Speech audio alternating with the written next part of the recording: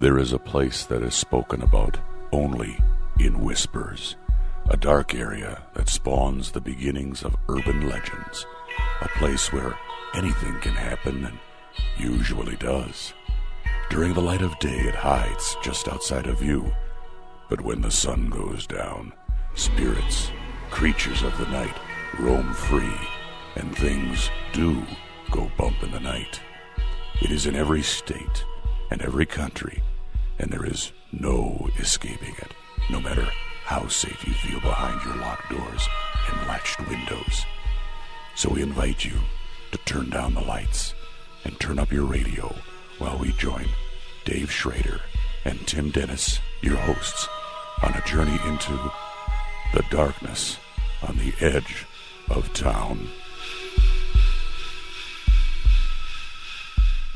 Welcome. This is a brand new week, and you're tuned into the best in paranormal talk radio. This is Beyond the Darkness. I'm your host, Dave Schrader. And, well, folks, you know, it's been a rough couple of months for our buddy Timmy D. He's been in and out, not feeling well, dealing with dodgy illnesses and a bad wheel. And well, he's back tonight, so there's no more whining and complaining, folks. He's here with us for Supernatural News and Parashare, and I'm going to do my best to keep pumping him full of vitamin C to keep him alive with me all week long. So keep your fingers crossed, ladies and gentlemen, back where he belongs, across the board and between 2 inches of bulletproof glass, Mr. Tim Dennis. Hi, Tim. Actually, I'm not sick. How do you feel? I'm all right. You feeling better? Yeah, Good. yeah. I've learned a valuable lesson. What is that? Never order a Monte Cristo sandwich from a sports bar. That's not true. I love Monte Cristo sandwiches. I love them bar. too, but not from a Never sports bar. I think you're wrong. I just don't order it from the waitress who sneezes on it. They're dirty, dirty people at sports bars who Wow. serve you your food. That's not true. And, you can send your emails directly to tim@darknessradio.com. It and just happens. If you're a dirty, dirty waitress from a sports bar, you can email me at tim@darknessradio.com, and I'll be glad to get back to you as soon as possible. All right, we got a night of Supernatural News and Parashare coming up for you later on this week. This is what we got going. End of the week, Tim. We're going to talk to our buddy Will Jevning, who's going to be on talking to us about the legend of the cannibal giants of Haunted Valley. These large bipedal hominid creatures that are eating humans, Tim. Oh, maybe they're going to get sick on that and end up missing a week of the show. Because they don't eat at sports bars. They eat out. No, they catch us. We're free-range meals to them, Tim. Oh. So we're going to talk about that a little later on in the week.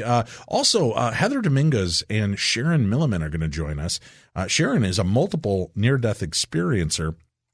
She's participating in Heather Dominguez's documentary and book entitled Consciousness Continues, Near-Death Experiences and the After Effects. And tomorrow, another episode, Tim, of True Crime Tuesday.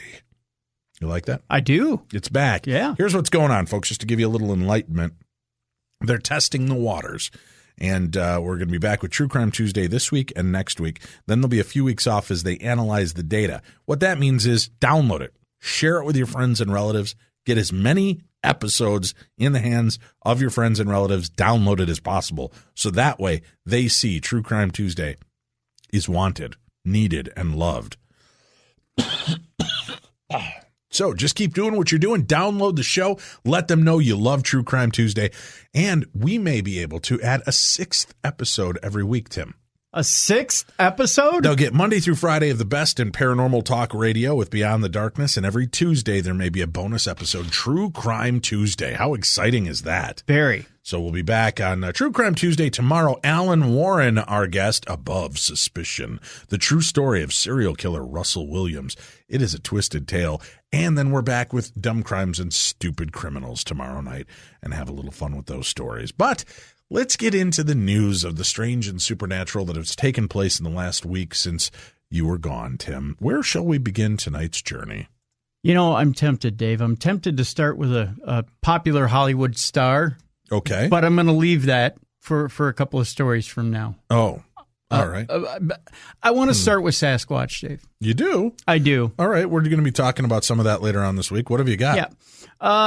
Let's start, because so many people have hit me with this. at my Facebook page, which is, I'm not going to broadcast that either, along with my phone number and my address. You can find it. Just go to darknessradio.com. You can find links to Tim's Facebook, his Twitter accounts, his Social Security number, birth date, his credit scores. Huh? Yeah, and pictures from the night he lost his virginity. It's all on our site at darknessradio.com. So check that out. Yeah, God. It's easier to follow him on Twitter at Dr. Tim Dennis.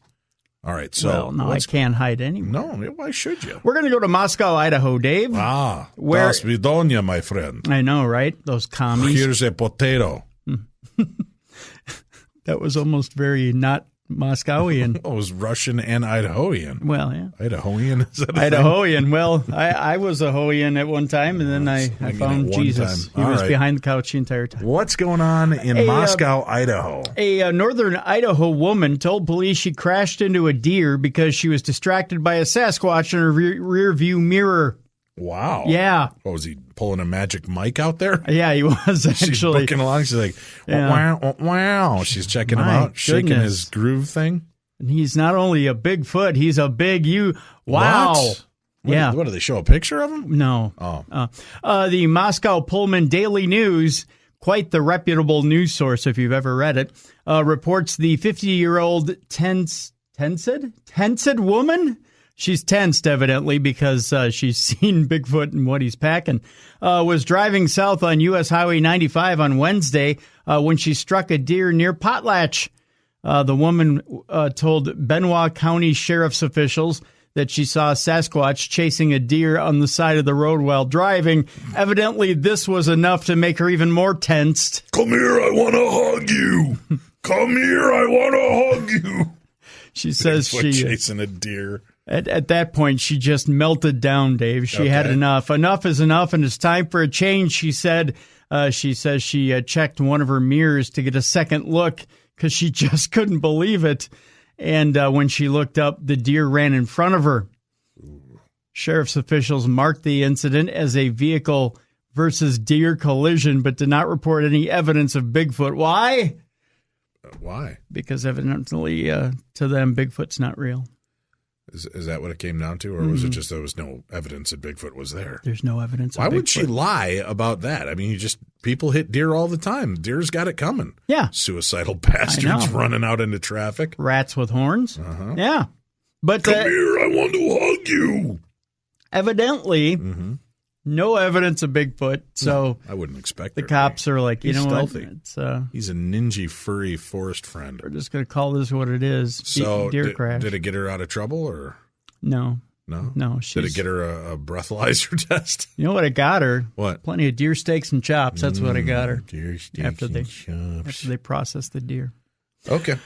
We go to Wasatch County, Utah, where the Utah Department of Transportation has more than 1,100 traffic cameras across the state.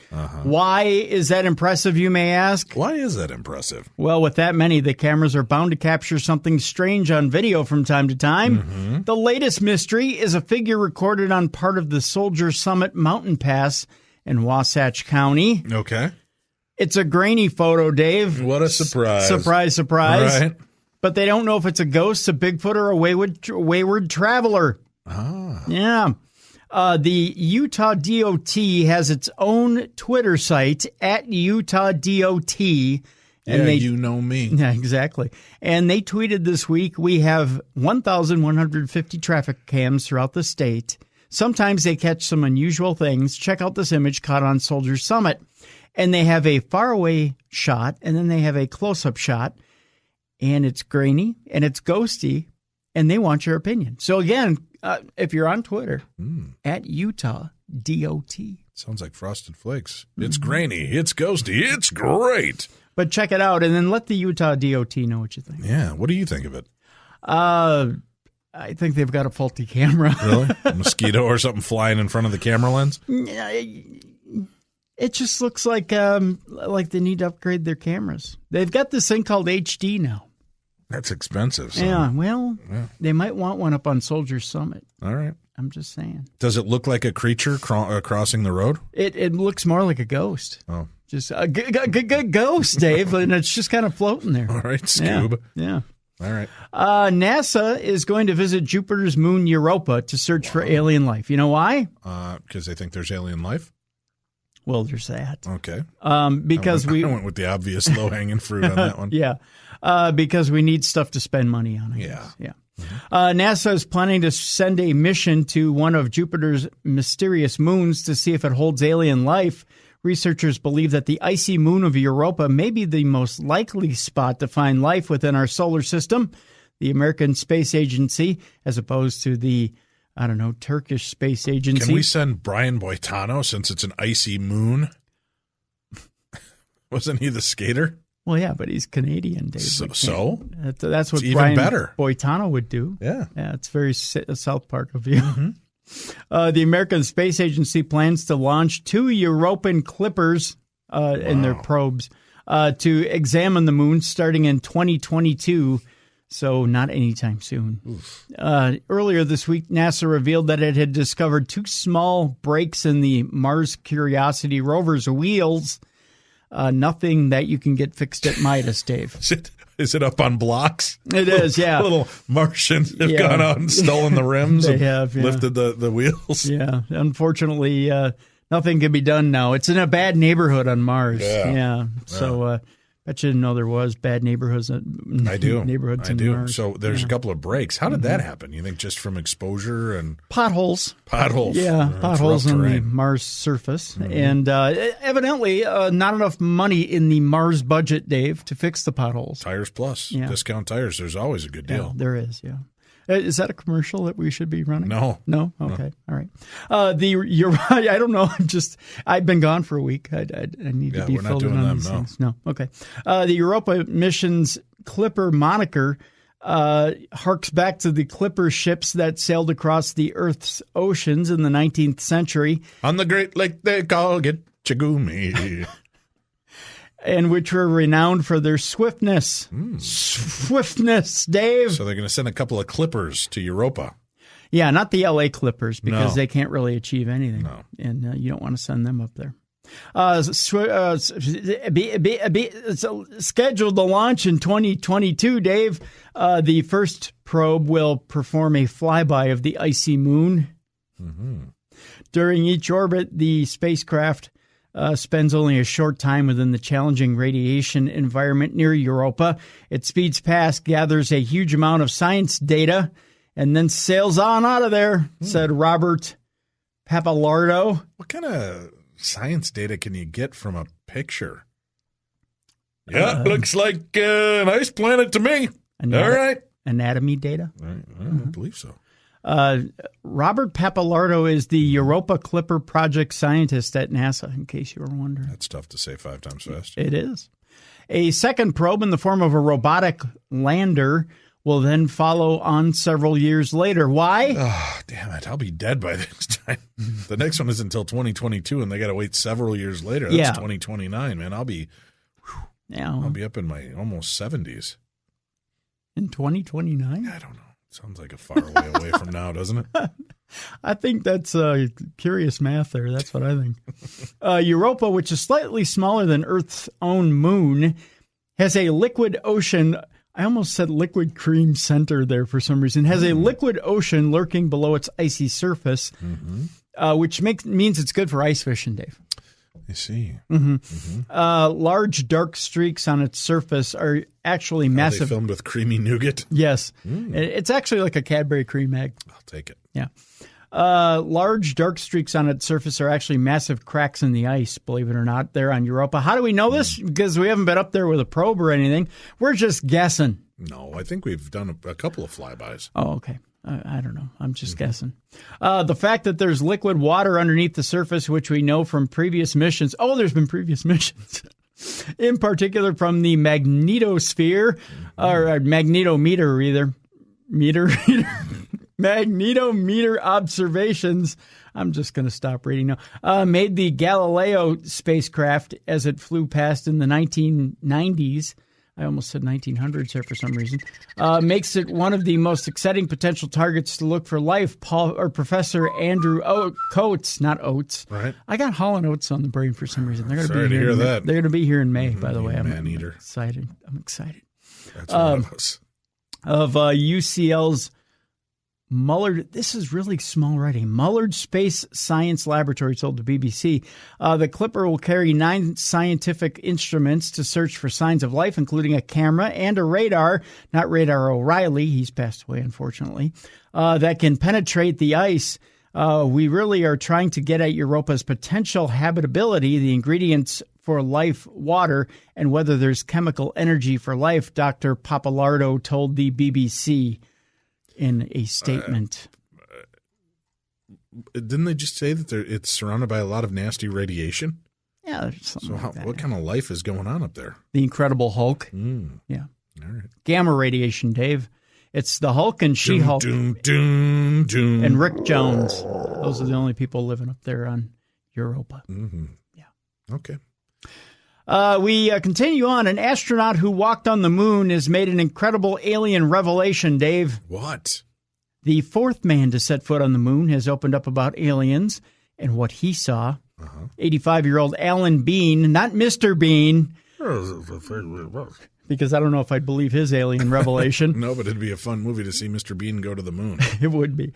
Was the lunar module pilot on Apollo 12 in November of 1969. I sound like I'm drunk. November of 1969, just months after Neil Armstrong and Buzz Aldrin, and the time he spent in space has led him to a fascinating theory about alien life. Mr. Bean said he is utterly convinced that aliens are out there, despite scientists finding no real evidence of their existence. Yeah. He told news.com.au, there's so many billions of stars, and these stars have planets around them, so there must be statistically many planets around many stars that have formed life. Did you catch all that? I did. I'm with you. Okay. Maybe some of them are like our life was 100,000 years ago, and some of them are like we are now, and there are probably some out there that are like 10,000 years in the future from where we are now. They're like 10,000 years in the future, and they're like teeming with cool things and aliens, yo. He then sparked up another medical marijuana blunt, passed it to the left, and we all had a good time. No. So he believes there's aliens, but he doesn't believe that they've been here yet. Yeah. However, he does not believe extraterrestrials have touched ground just yet. He said, I do not believe that anyone from outer space has ever visited the Earth. So all of you who have seen them or been abducted by them, Alan Bean doubts you. How dare you, Mr. Bean? One of the reasons he says one of the reasons I don't believe there have been or that they have been here is that civilizations that are more advanced or more altruistic and friendly, like Earth, which is better than it used to be, so they would have landed and said, we have come in peace, and we know from our studies you have cancer that kills people. This is like free-form thought going on. Boy, is it ever. This is out there. We solved that problem 50 years ago. Here's the gadget we put on a person's chest that will cure it. Evidently, it goes on your chest. I don't know how he knows this. We will show you how to make it. So he believes that's what first contact would be like. Right. Hello, humans. We are here to cure your cancer with this device for your chest. And evidently they talk like we Will call Ferrell. it Vicks VapoRub. Wow, that's how aliens love us. Yep. He also went on to say, just like someday, say 1,000 years from now, when we can around for that either. Damn it. I won't either. I won't be around a week from now the way I'm going. When we can go to another star and see a planet, that's what we could do, because we will know how to cure cancer, cure birth defects, so we would teach them. Okay. This Alan Bean, he's got it all figured out. He's 85, and he has the knowledge of all the universe. That's pretty impressive. Yeah. Good on him. Evidently, when you break the stratosphere, Dave, you acquire all the knowledge of the universe. Okay. Good to know. Either that or it's that medical marijuana. Yep. Got to get some of that. Allegedly. All right. Where are we going next? To the world of TV, Dave. Okay. What's going on in TV Good world? news. What? Dave, I do. ever since Yes. the early 90s, when I popped that tape in my VCR and saw Rob Lowe's naked ass bouncing up and down, I thought to myself... the worst shows I've ever heard of. I know. I thought to myself, hey, I wonder if he can hunt the paranormal. Well, why wouldn't you? That seems like a natural progression. Wait, what? Rob Lowe and the paranormal? Yeah. You're weird. It's finally happened. Finally happened. A man The thing we've all not been asking for has finally happened. The Grinder is finally going to hunt Sasquatch. Good for Rob Lowe. I know. He's going to hunt Sasquatch? Yeah. That's it? And other things. Oh, okay. The Low Files is coming to A&E this summer. The paranormal show that nobody's been asking for is finally here. That's rude. I like Rob Lowe. I think he's funny. It'd be interesting to see. I think he's hysterical. Yeah. But is this the show you really wanted? Well, is it the show not you've like been I think asking his last two shows have been miserable failures. I like The Grinder. Okay, you're one. But my point is, I don't think they've been real successful. Did you know, Dave, that Rob Lowe has longtime fondness for urban legends, paranormal activity, and other unexplained phenomena? I do, but I'm not a name dropper. This summer, A&E, I almost renamed them myself, TNA, debuts The Low Files, a 9-episode nonfiction series following Rob Lowe and his two sons, Matthew and John Owen. He's too good for one name, Dave. He has two, and they're John Owen. As they travel across America in search of answers to unsolved mysteries. This is the way A&E has framed it in their announcement. Rob is quoted as saying, "Since I was a kid, I've loved unexplained legends." I can't do a Rob Lowe impression because I'd really like to hear this in his voice. Strange phenomena in the scary supernatural stories told around campfires. When I became a father, I shared those tales with my two sons. Together, we bonded over Bigfoot, UFOs, and even creepy and bizarre stories that we could find, passionately debating if they were real or not. And we swore that someday, Dave, the three of us would go on our own adventure to find out.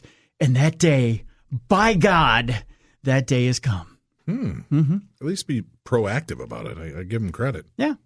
Apparently, the truth is out there as far as the Lows are concerned. In each episode of the Low Files, rather.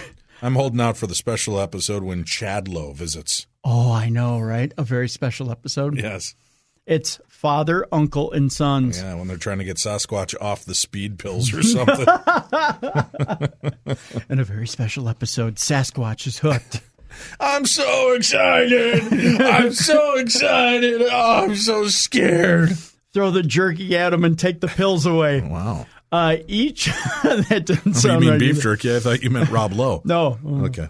Each episode of the Low Files has the father and sons exploring a mysterious story or legend, then investigating it by meeting with top experts in the field with access to the latest technology. In the first season, they'll explore an underwater alien base off the coast of Malibu, California. Nice. Trying to connect with spirits in an abandoned reformatory. Okay. And training with secret government operatives to identify images from great distances.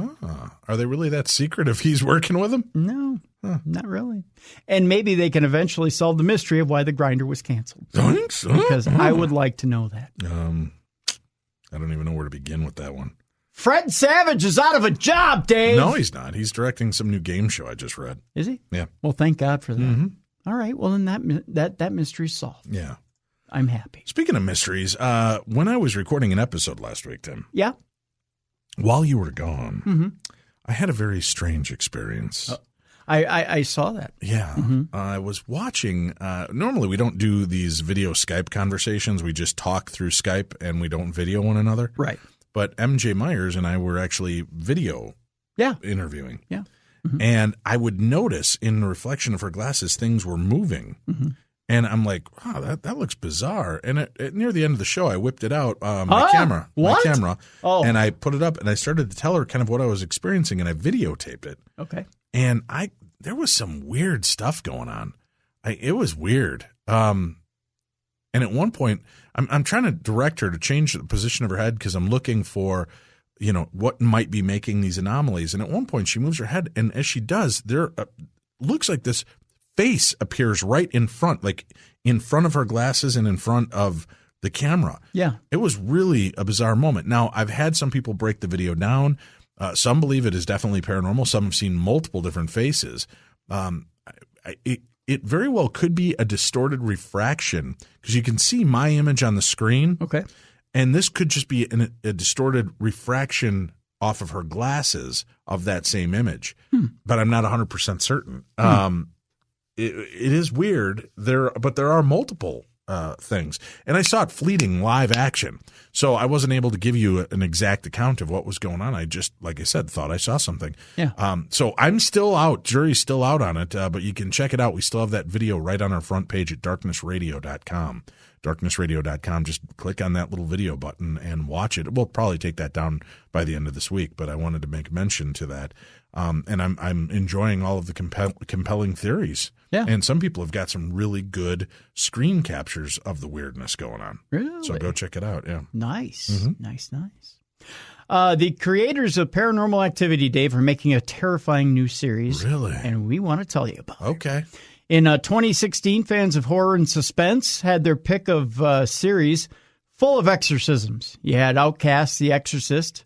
You had your creepypasta stories, Dave, of Channel Zero.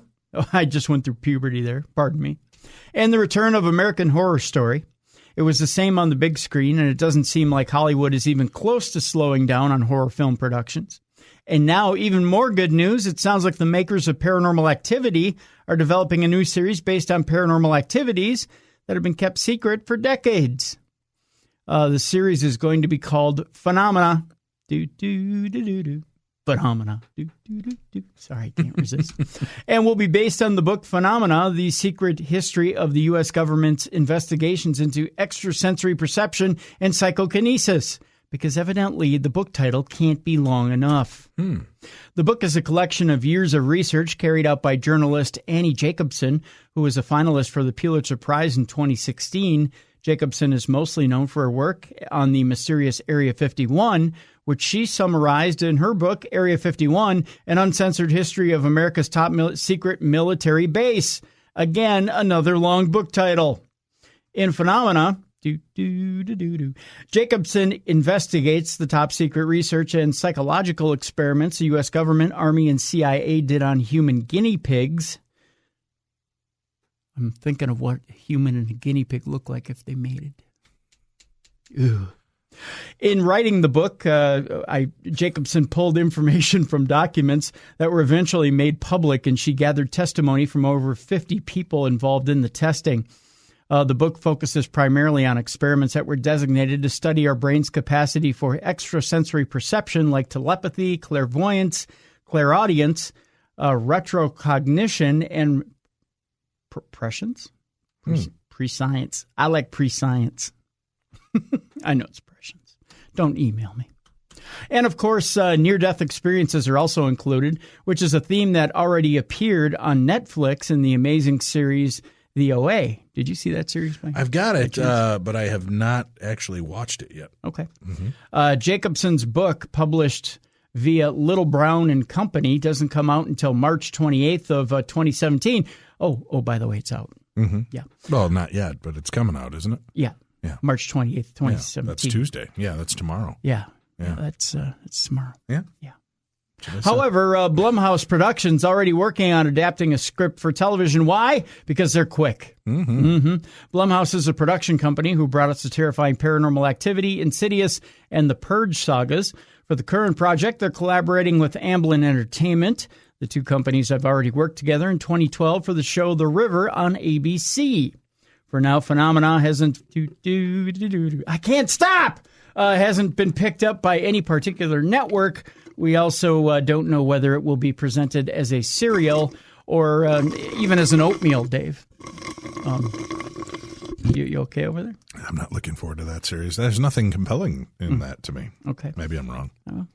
It could be something more like a documentary series or a mockumentary. Or it could be like Spinal Tap. Would you like something like Spinal Tap? Is that tasty? I'd like another Slurpee. Is that a tasty beverage? Mm-hmm.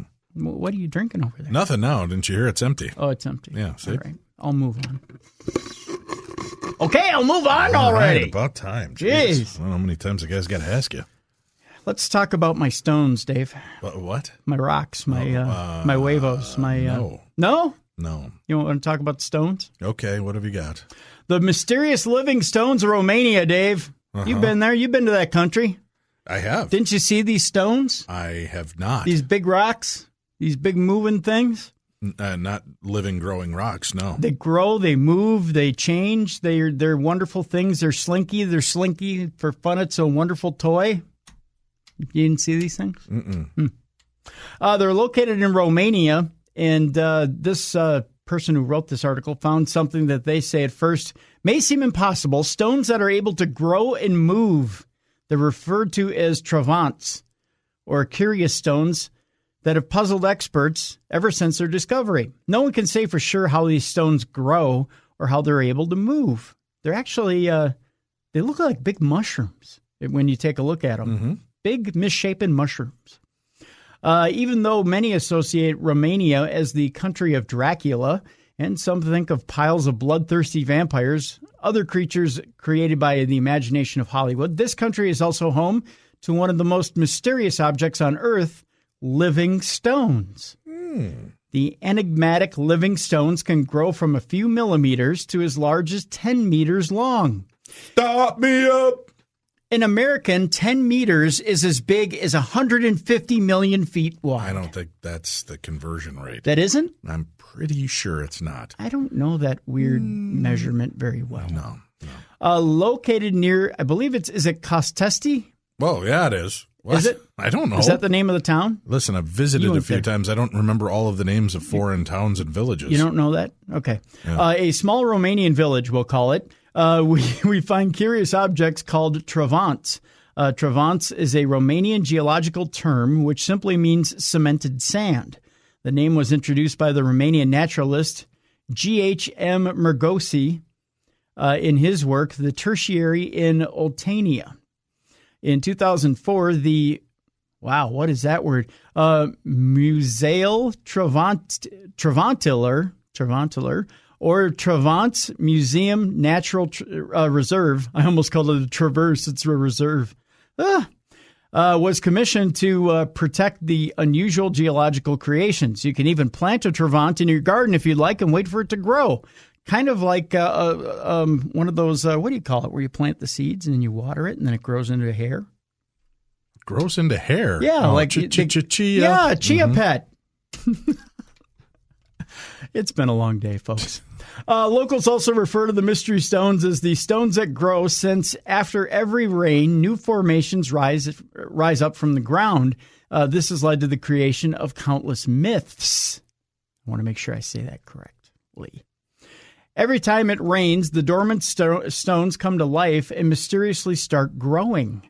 The enigmatic living stones literally spring to life after coming into contact with water after heavy rainfall. However, these enigmatic stones are not only able to grow, scientists have found that they're able to move from one pace to another. It says from one pace to another. I would think that's place, and that it's probably missing an L.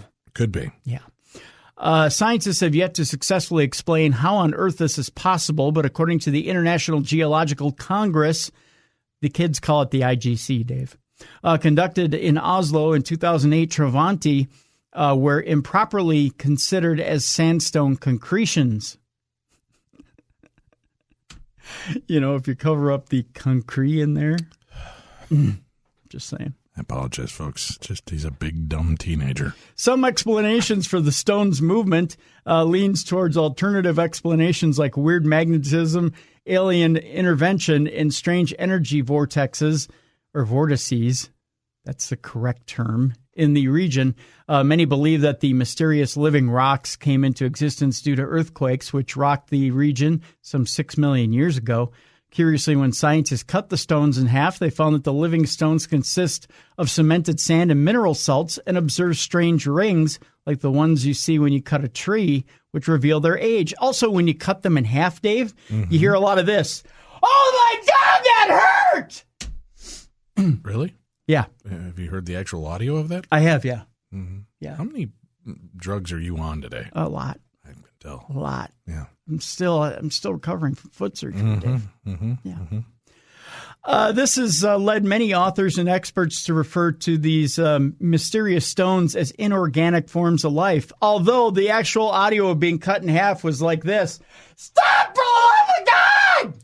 He's got a Pez dispenser that just kicks out Vicodin, folks. It's disturbing.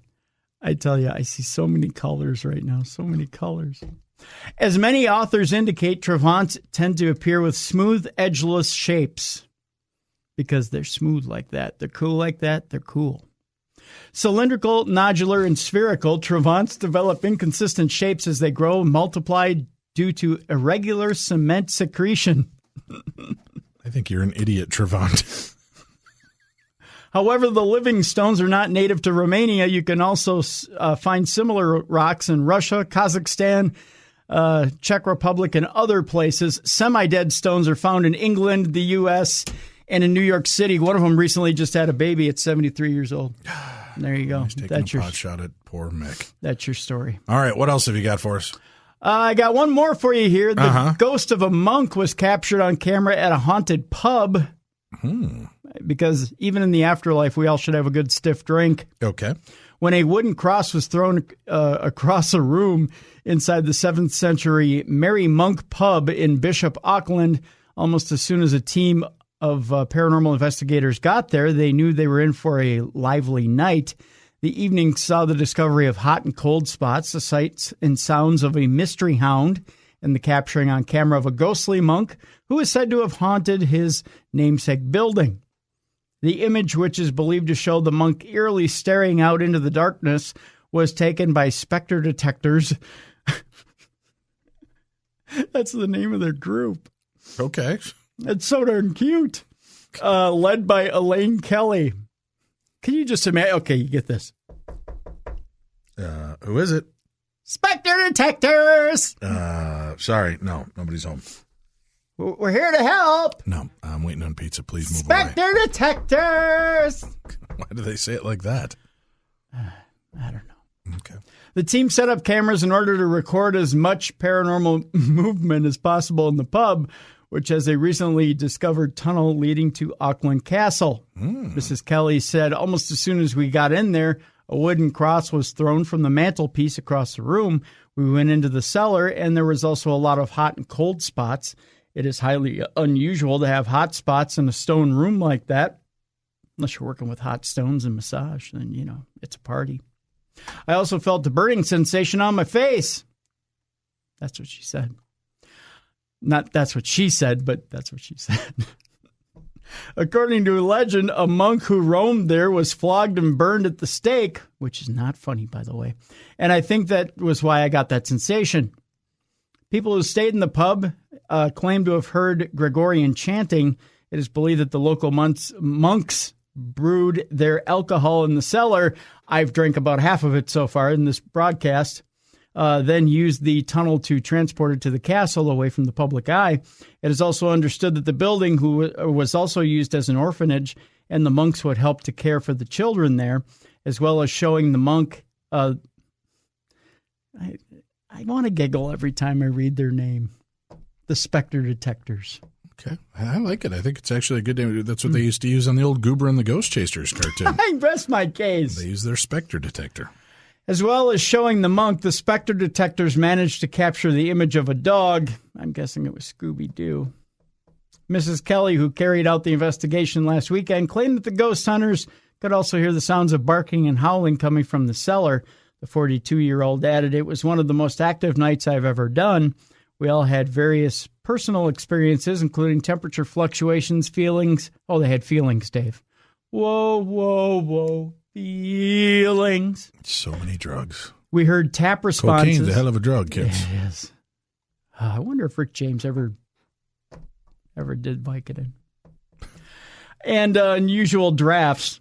Mm-hmm. They had some of those as well. Probably straight from the tap. Okay. We heard various sounds, including what can only be described as someone standing on a plastic bottle, only we couldn't find anything on the floor. One of the mediums put a rosary chain around her wrist, and it started to sway quite rapidly. "It's a fantastic building," she said, "steeped in history, and we can't wait to return and investigate more." Christian Burns, owner of the Merry Monk, said temperatures plummeted in the pub's cellar and that ex-staff have said that they feel like they've been watched down there. When he took over the pub in December of last year, he was given logbooks, which documented paranormal events, including many sightings of the monk. He said, "I am the biggest skeptic to walk the streets." Sounds like he's boasting. But there have been a lot of unexplained things happening here. He added, "The place just intrigues me. I have read logs about old members of staff feeling uncomfortable and watched. I really enjoyed the paranormal investigation." As he sat back eating popcorn going, "You ain't going to find nothing here. I'm the biggest skeptic in these here parts." It's just something seriously wrong with him, folks. Help me. Just send money. I got to get his head fixed. I don't know. It's stuffed with cotton or something. I have no explanation. I love cotton. Hey, do me a big favor, would you please? If you're listening to us via iTunes, or you have an iTunes account, can you please go rate and review the show? That is an important function as a listener. It costs you nothing, but it helps us a lot by exposing us more to a bigger, broader audience. All you have to do is go in and rate us, give us a 5-star rating, because let's face it, we deserve it, and give us a little review. We'd really appreciate it. It does go a long way to help the show and in continuing to build. So if you are an iTunes member, please go do that right now. We'll be back. We've got more stories in Parashare coming up next here on Beyond the Darkness.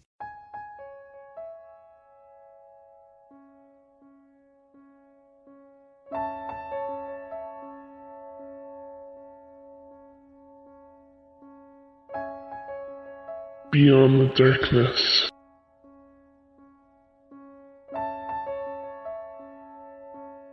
We're back. This is Darkness Radio's Beyond the Darkness, your home for the best in paranormal talk radio 5 nights a week, Monday through Friday, right here on podcast1.com or iTunes. And remember, go rate us and review us at iTunes. It goes a long way to help out your buddies on the show. All right, it's Parashare segment, Tim. Yeah. We've heard the supernatural news from around the world this week. Now it's time to listen to the stories that our listeners send in to us. Now, I also want to mention, since we're talking about that, many people say, how do I get my story featured on a Theater of the Mind? They want to have their story sent in and used. Well, first of all, it's got to be a true story. Right. Second of all, you hear how the show goes. Yep. Write it in the best narrative you can.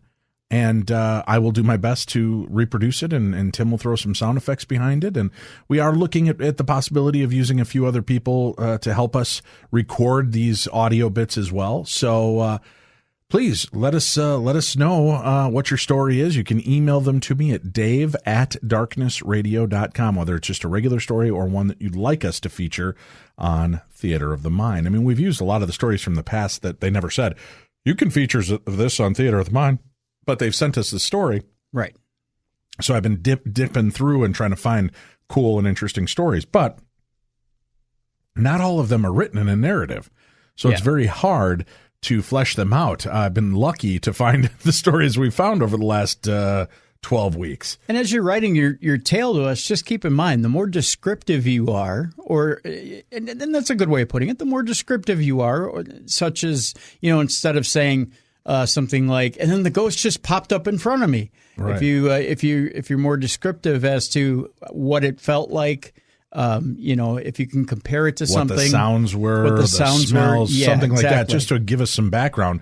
Yeah. That helps us out. I mean, you don't have to get so descriptive that, and that's an important key to the story too. I understand when you want to share stories, sometimes I'll get these stories that are like 8 pages long. And when I weed out the parts that don't need to be told, like, I went to the store and I picked up a bag of potato chips. I got those new beer and brat ones, and they're actually pretty good. Has nothing to do with the end of the story. I mean, if I had to make a run to the store to pick up some provisions, to set where you were and why this happened. But you don't have to get so detailed. But when you're having the experience, tell us what it sounded like, what it felt like. You hear the stories on a Friday show, the Theater of the Mind. Let us know what your stories are, and we'll do our best to share those as the show progresses. How about that? Yeah, the more, like Dave's saying, if you're descriptive, it allows us to be able to flesh out your story and be able to make it a little bit more creepy for the listener. All right. Let's start with our first email of the day, shall we? Let's. I was listening to your radio program, Coast to Coast, on Saturday, March 25th, 2017, regarding paranormal experiences, and I thought I would share with you one of my paranormal experiences. It was 40 years ago when I had my first experience, and as I recall, that experience at that time was very unsettling. In the spring of 1977, I was a 16-year-old about to turn 17. I was a couple of months away from completing my freshman year in high school. On my birthday, my father gave me an eviction notice, effective on my last day of school in June. My father, retired military, and mother were quite old and planned on moving into a senior retirement home. That left me homeless from June of 1977 to September of 1977. I was living out of my car. I had a night job, but it didn't pay much at the time. I returned to my high school as a junior in September. I tried to keep my living conditions private, but I ended up telling a friend of mine that I was living out of my car. My friend Peter invited me to his home for dinner. What he did not tell me at the same time was that he talked to his family about my situation, and at dinner they invited me to stay with them until I finished high school. My friend and his family are American Indians. The home that they lived in was built in the 1920s. It was a large home that was about 3 stories high, counting the full basement. Living in this home was Peter's mother and father, his older brother and older sister. There were no pets living at this home. I'll describe the floor plan. The first floor was a full basement that was finished. It had a billiards room, a bedroom, and a bathroom, and a large storage area. The second floor was the main floor, a kitchen, dining room, a very large living room, a bathroom, and Peter's parents' bedroom. The third floor had 2 bedrooms, the entrances into the house. The main entrance, you have to climb wooden stairs in the back of the house, which opens into the kitchen. The other entrance was also in the back of the house, and it was a basement door. The house was in a secluded area with a long driveway that was all gravel. Now, in late October, on a Saturday afternoon when I awoke, I found the house to be vacant. I was the only one there, so I thought. I had to be at work early that day, so I began to get ready. I had the television on in the living room. I set up an ironing board in the dining room and began ironing my clothes. As I was ironing my clothes, I had a sense or a feeling that I was being watched. I looked around, and at first I didn't see anything. I went back to ironing, but again, I sensed a presence of someone watching me. So I looked again. That's when I saw something very peculiar. From the hallway, opening in the living room, I saw smoke rising about 2 feet from the floor. I kept ironing my clothes while staring at the smoke, pondering where it came from. Where there is smoke, there's usually fire, I thought. I was about to put the iron up and investigate the source of the smoke. Then it began to move. I stood in awe in what I was about to see. The smoke started to move, and as it did, I saw footprints on the hardwood floor, which evaporated moments later. Judging by the footprints I saw, it appeared to be an adult male. I can best describe what I was seeing by offering you an analogy. I am sure you've been in the swimming pool on a hot day, and when you get out of the pool, your wet footprints are left on the concrete but evaporate seconds later. It was like that, wet footprints that evaporated seconds later. I couldn't believe my eyes. I was actually witnessing a spirit walking. All I could see was the smoke coming off the floor and the wet footprints evaporating. I strained my eyes to see if I could see anything that would indicate a shape or a form or some type of anomaly of the spirit, but it was completely and utterly transparent. I watched the footsteps walk over to the television. The volume of the television was turned down to silent. Then the spirit walked towards me. Alarm bells were going off in my head. The inner voice in my head told me not to panic and not to let the spirit know that I'm aware of its presence. In other words, my mind was telling me to ignore it and act as if it wasn't there. I just kept ironing my clothes, wondering what it was doing now. Then I felt an extremely cold feeling. It started at my feet, and it was like the coldness wrapping itself around me, rising upwards and removing all warmth from my body. Then I heard a sound. It sounded like a cry or a moan. The sound went right through one ear to the other. It was like having headphones on and turning the fader control slowly from right to left. After that, I felt the coldness slowly drain, going downward. Then I saw the footprints again, walking toward the television. The spirit turned the television volume back to where it was and then walked back to the hallway. Okay, that gave me pause to think. It's gone. It didn't do me any harm. It didn't give me any reason to suspect that its intentions were harmful. My clothes were ready, and I thought, should I just change my clothes and leave, or should I take a shower like I normally would and continue ignoring the fact that the spirit resides in this home? I was terrified. I'll kid you not. I never experienced anything like this before, and I didn't know how to deal with it. You cannot defend yourself against something you can't see. I thought maybe the spirit will leave me alone, so I went to take a shower. I was taking a hot shower when I began to feel that extremely cold feeling again, and all of the heat rushing out of my body. I could see the steam from the shower, so I knew the water was still hot. Then heard what sounded like a 1930s or 40s vintage car coming up the driveway. It was the exhaust noise that I was hearing, and it sounded perfect, as if it were a new engine.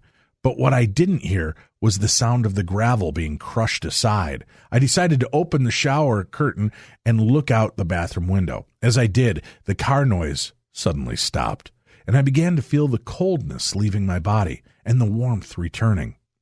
After looking out the window, I turned my head and noticed that the bathroom door was wide open. I know that I closed it. I turned off the shower, stepped out. Whoa! The bathroom door was closed again.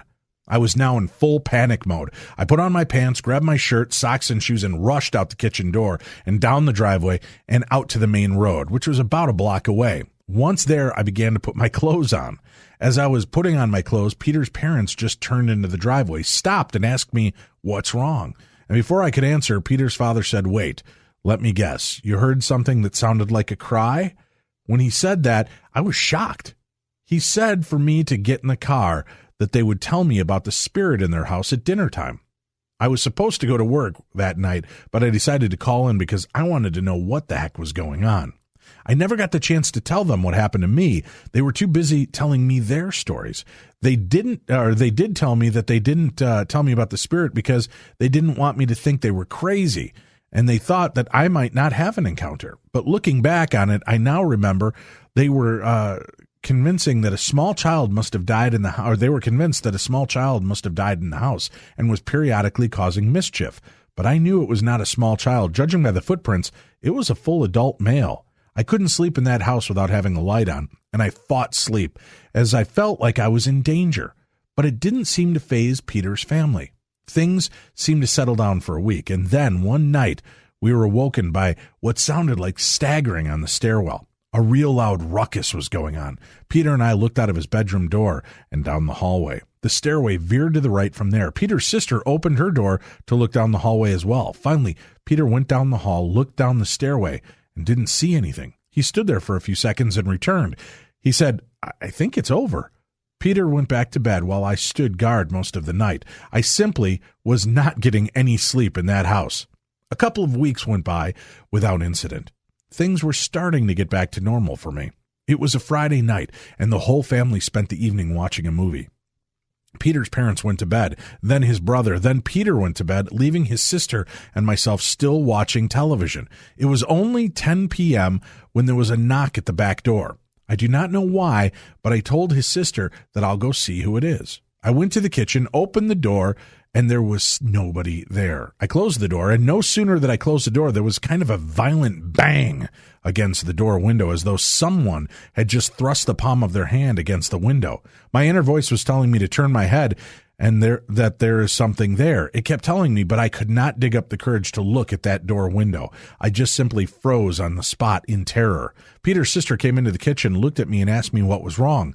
I told her as fast as I could. Then right behind her, the window was rapping. You could see the window vibrate. You could hear the knocking at the window, but we could not see anything that was causing it. A few seconds later, Peter came to a stairwell. Peter's brother and Peter's parents all joined us in the kitchen. It seemed everyone had some experience that night. They were all a bit shaken from that. For some reason, this happening seemed to be escalating. That was the last night I would stay in that house. I was able to find another home to live in, but I completely shaken up by that experience for 3 to 4 months. I eventually was able to normalize my sleeping habits. After about a year later, Peter's parents and family were away on vacation, and their home burned to the ground while they were gone.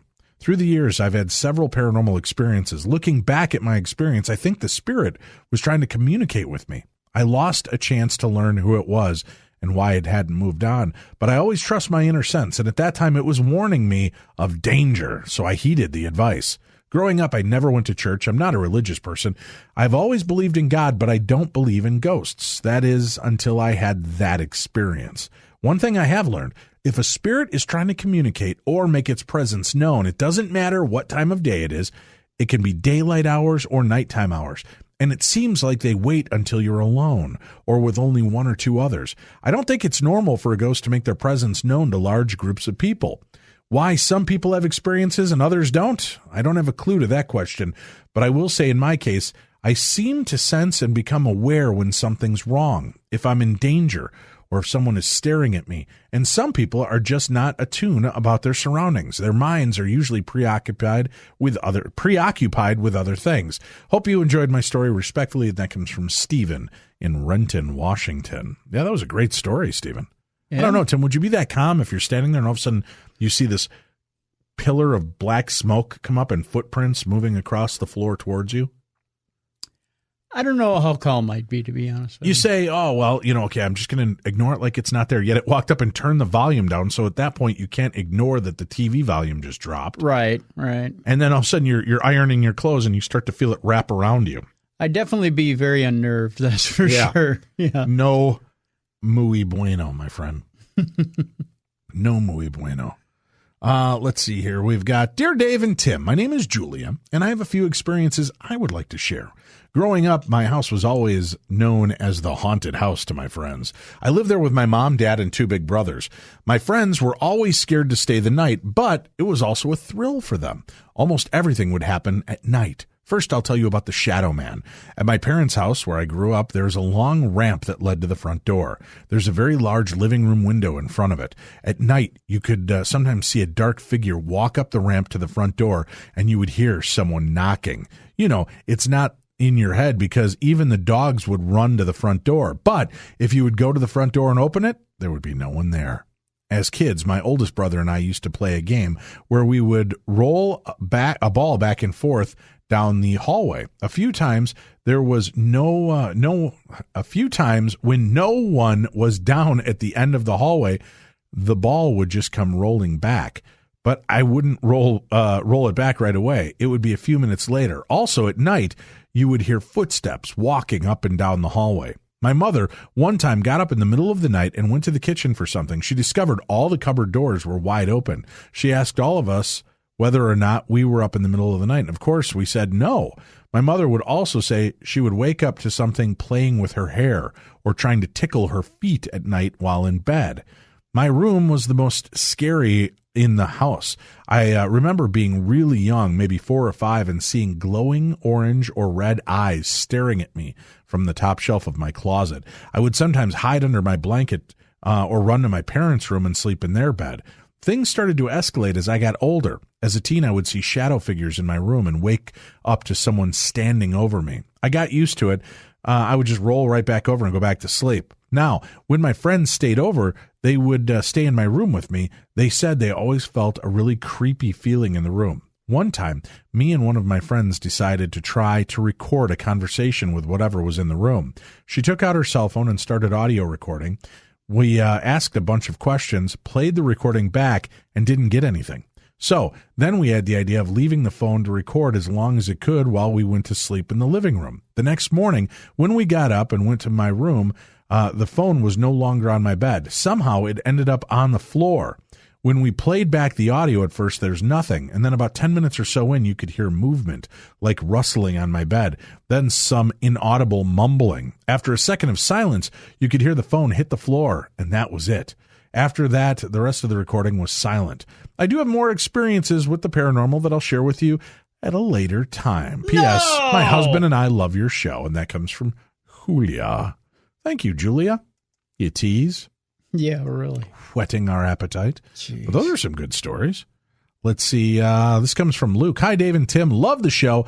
I'm just sharing a story of sleep paralysis that happened to me a few years back. I've never experienced it before, but one night I woke up in the pitch black around 2 a.m. And although it was pitch black, I could see a dark shadow of a person walking up to my bed, and it leaned over to my face. I tried to move and make a scream, as you would, but I could not move or make a sound for about 5 seconds. Eventually, when I raised up out of the bed, the shadow was gone, and embarrassingly, the high-pitched scream came out of me then. I was awake for quite a while after, thinking this was just a dream or wondering what had just happened.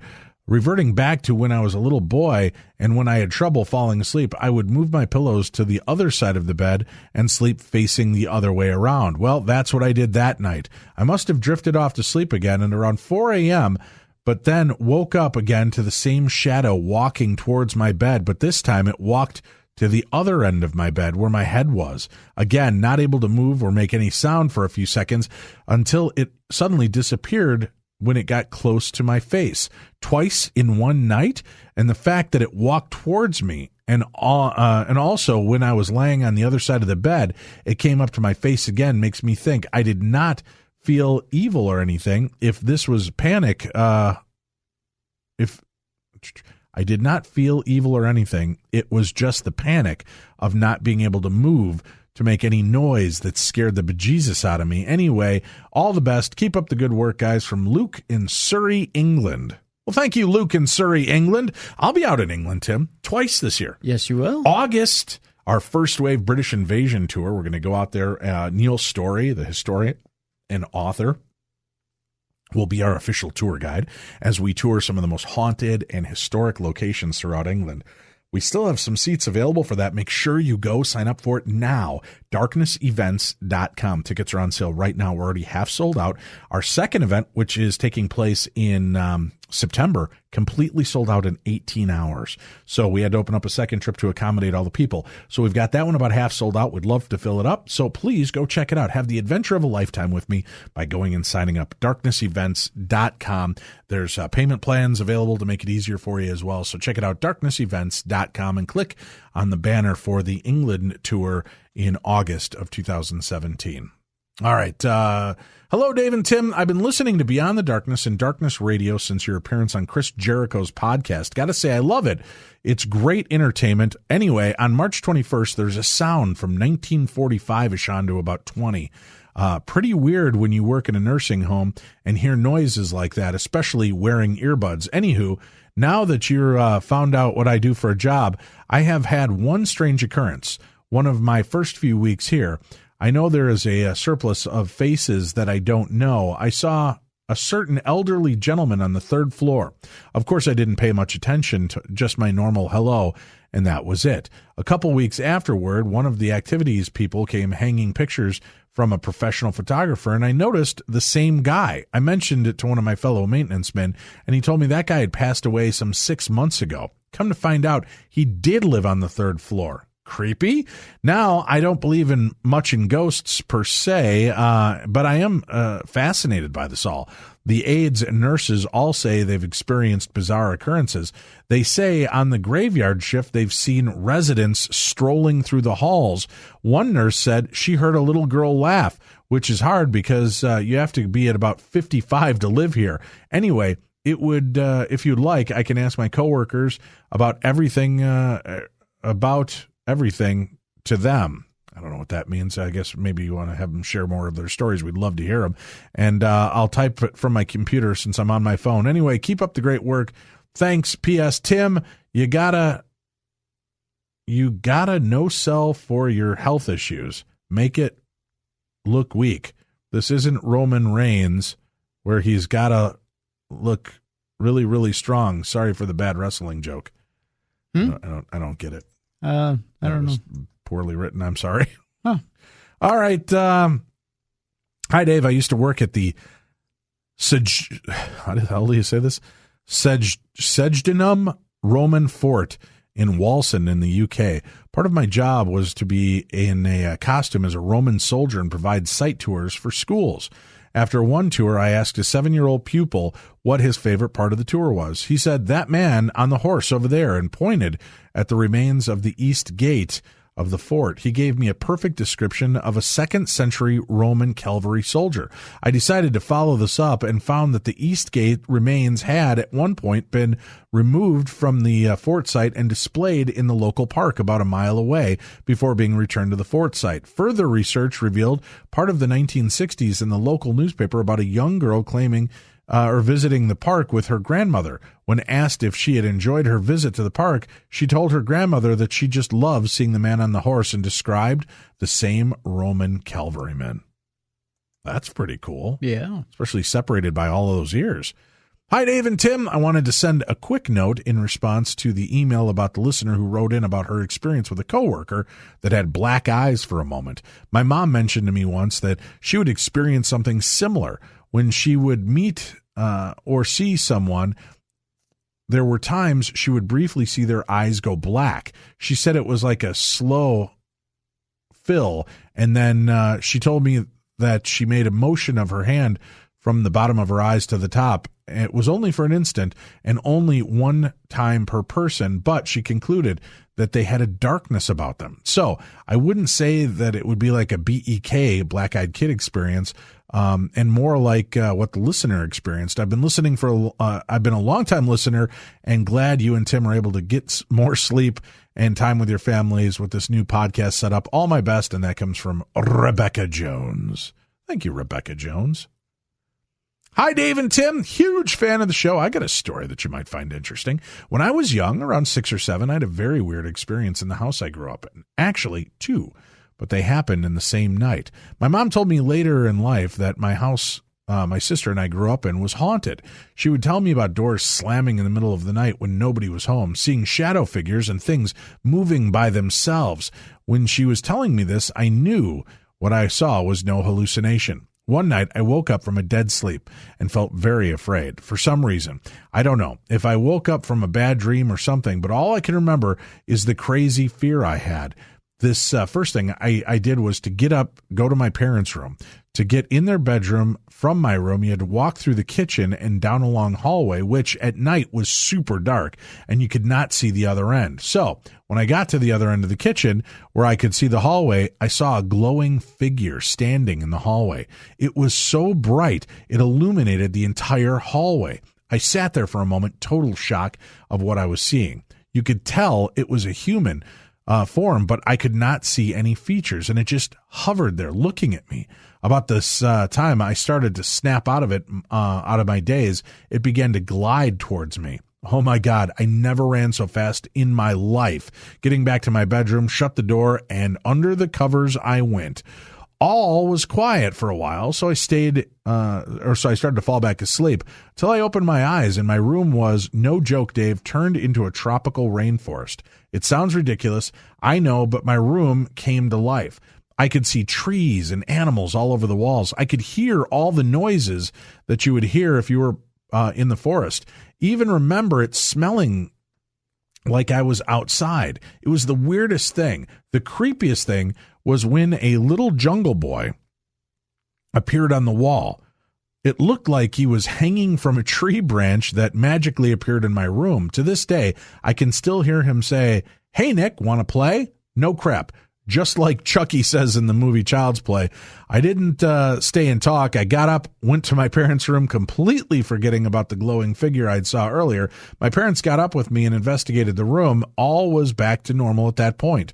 For years, I had always assumed that what I saw I imagined, or maybe I was on some medicine that made me hallucinate, but it just seemed to be too real for that to be the case. After hearing my mom talk about all the experiences she had in the house, I think that happened to me that night was paranormal in nature. The only experience I've ever had, but it started a love of the field that makes me itch to find more. I will be joining you guys at the Oddfellows Asylum event in July. I cannot wait to investigate with you guys and hope you have other events. Thanks for all you do. Your show has helped me through some tough times, and you'll never know how much it means to me. And as a possible guest, have you ever thought of getting Wes from the Sasquatch Chronicles podcast on your show? His personal story is probably one of the most frightening encounters I've ever heard. and I feel like you guys would make an awesome show. Thanks again, Dave and Tim. Nick Walker. How about that? That's a good one. Yeah. Interesting stuff. And we'll look into that. You're about the third or fourth person to recommend Wes coming on the show, so perhaps we'll reach out and try to make that happen. Thank you for sending that in. And speaking of the Oddfellows Asylum, we're going to be going out to the Oddfellows Asylum this July. It's the Belvoir Winery Oddfellows Asylum. It's been featured on Ghost Hunters, Ghost Adventures Aftershocks.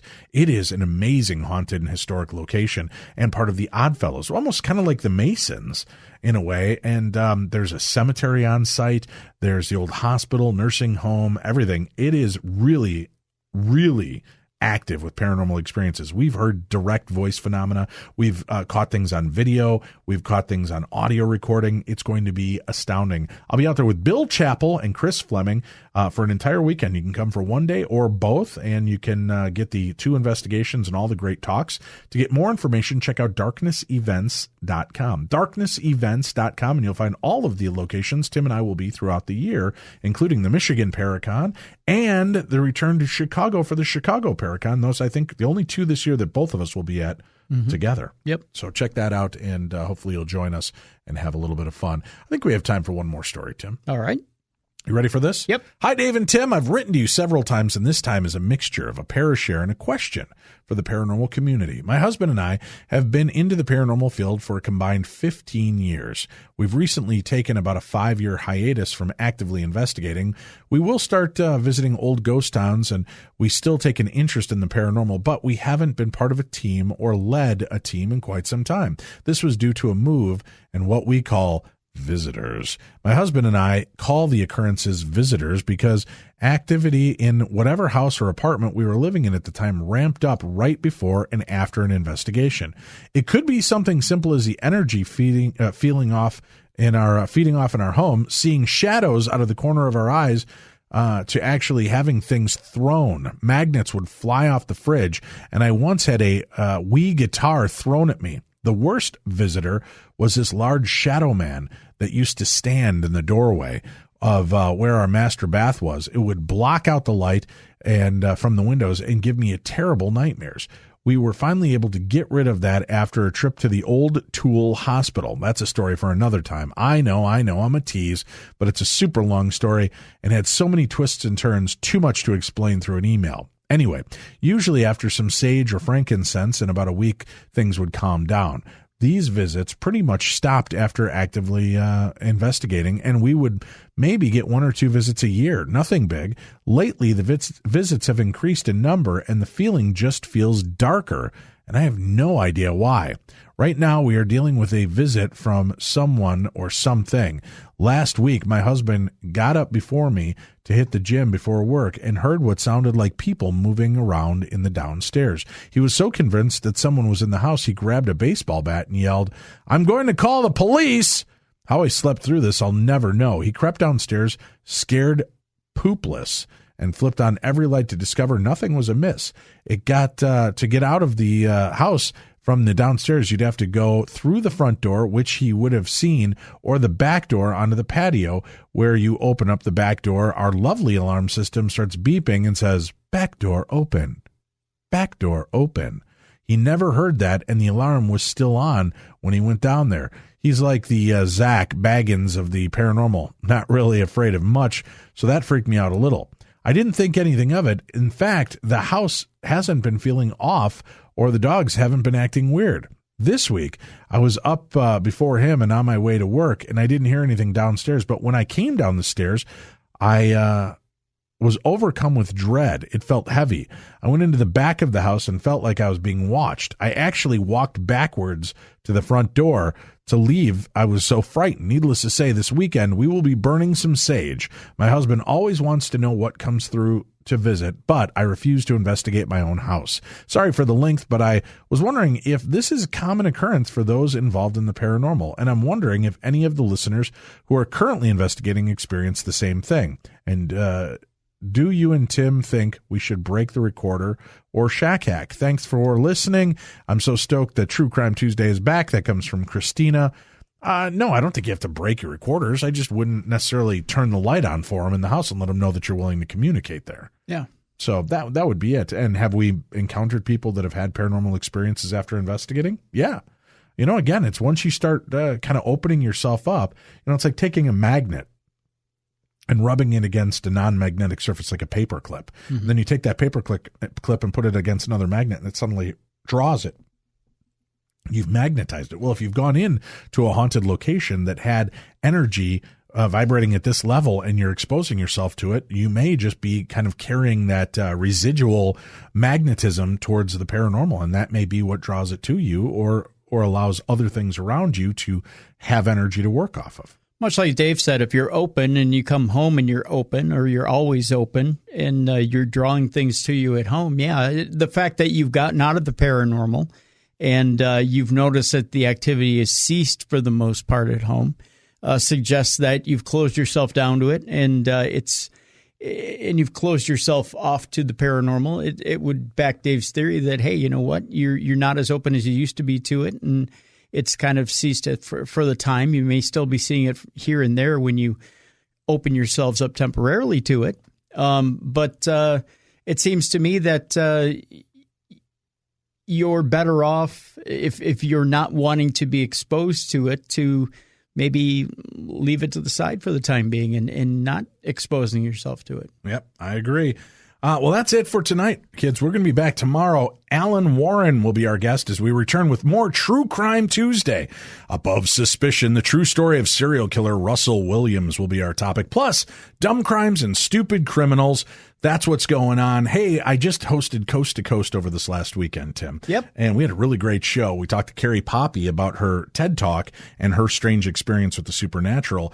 We also talked with that Canadian professor who's been out researching the last 2 years with ghost investigators, Sasquatch investigators, UFO investigators.